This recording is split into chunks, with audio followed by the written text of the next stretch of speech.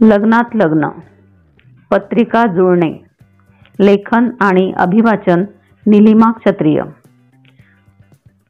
कांताने मोबाईलवर दिलेला फोटो घेऊन सुनीता घरी परतली। मुलीला मनस्वीला फोटो दाखवल्यावर रिवाजाप्रमाणे तिने बराच थैथयाट केला। मग लहान थोरांची 2-4 चर्चासत्रे झडली आणि शेवटी असा निष्कर्ष निघाला की स्थळ मुलीला वाटतं तितकं टाकाऊ नाही। सुनीताने मुलीला अचानक म्हटलं, बाबा बघ बरं, माझ्यापेक्षा काळेच आहेत की नाही?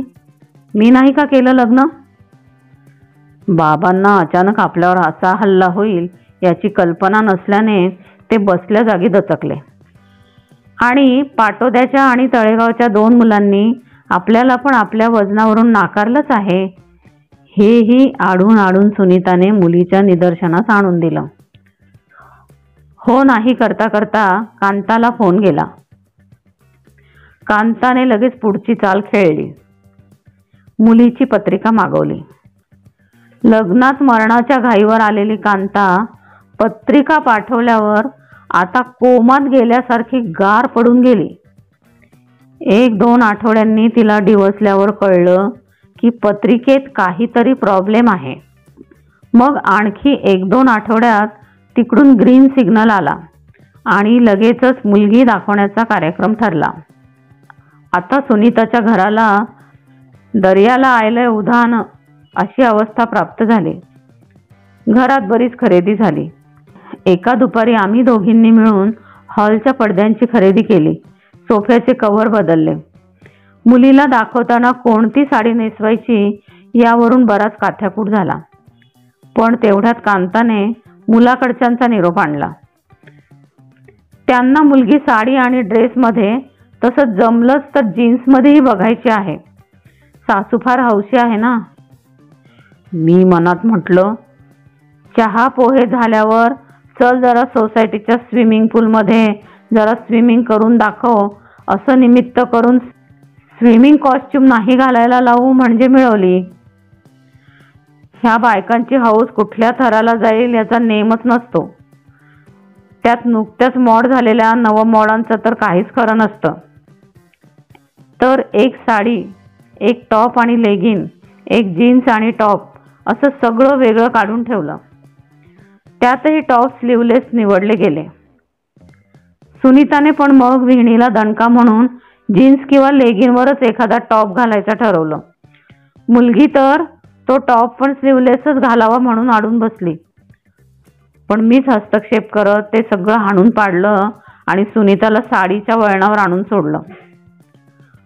मग मेनू ठरवायला घेतला। सगळ्यांचं म्हणणं पडलं, सगळे पोहेच करतात, आपण काहीतरी वेगळं करूया।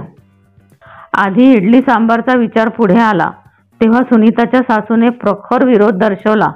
नको नको, इडली सांबार अजिबात नको। लहान पोरं, म्हातारे, कोतारे सांडलवण करतात।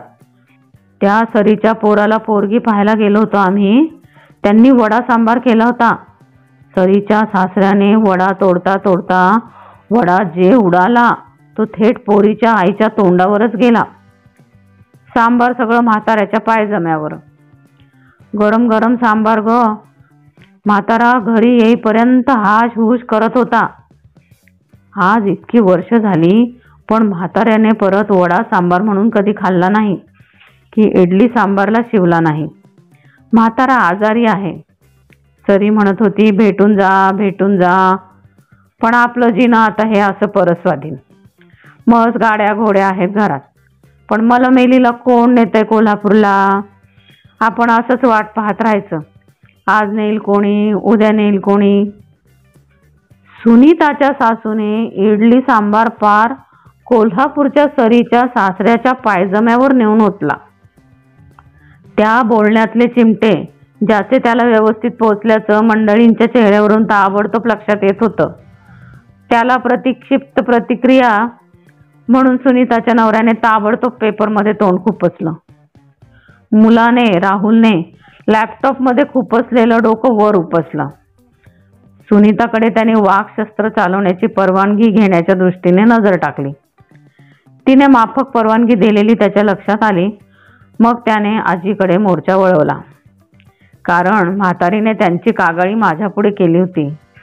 मला दुसरी बाजू कळणं आता गरजेचं होतं.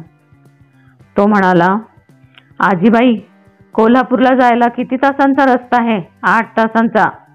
आपला पाय मोडला होता. प्लास्टर काढून किती दिवस झाले? 15 दिवस. इतका वेळ आपल्याला गाडीत बसवेल का? नाही. ट्रॅव्हल्सने बसवून दिलं तर झोपून जाता येईल. आपण एकटं जाऊ शकतो का? मी मनातल्या मनात नाही, पण तिकडे उत्तर हो आलं होतं. हो, एकटं जाऊ शकतो आपण, पण आपल्याला राजे राजवाड्यांसारखे अख्खं खानदान घेऊन फिरायची हौस. स्वतःच्या सेवेला मुलगा पाहिजे, मुलाच्या सेवेला सून पाहिजे, त्यांच्या हाताखाली फिरवायला नातू पाहिजे. आता बाबांना आणि आईला काम धंदा सोडायला लावा. मी पण कॉलेज जमलं तर करतो, नाहीतर तेही सोडतो आणि सर्वजण मग सर्वात्याकडे जाऊ, खंडू मामाकडे जाऊ, महिना महिना राहू. पण आपल्याला कमोडशिवाय होतं का? मी मनातल्या मनात नाही. आता तिकडे पण उत्तर नाही झालं होतं. आता मात्र सुनीताने मध्ये पडून मुलाला अडवलं. गप रे, कुठून कुठे विषय नेतोस? प्रसंग काय, आपण बोलतो काय? मी तातडीने विषय मेनूकडे वळवला. पोहेच करावेत, काहीतरी बर्फी वगैरे पण ठेवावं गोड म्हणून. राहुल लगेच म्हणाला, मी काय म्हणतो, वडापाव ठेवूया. ए गप रे, वडापाव ठेवलं होतं का कोणी? मनस्वीने त्याला टोकलं. तू त्या लॅपटॉपमध्येच राहा बाबा. तुझ्या कल्पना अगदी कल्पनातीत असतात. सुनीताची मुलगी नंबर 2 तेजस्वी म्हणाली. करा मग पोहेच आणि उरका पटकन. ती झाली की तू आहेसच उभी परत. त्यानंतर माझा नंबर येईपर्यंत माझे केस जातील झडून.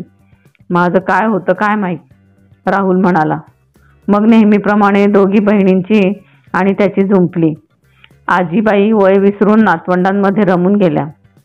नातू कितीही फडाफडा बोलला तरी सुनीताच्या सासूबाईंना त्याचा राग येत नाही. उलट त्याच्याकडे बघताना त्यांच्या डोळ्यात मधाळ भाव असतात.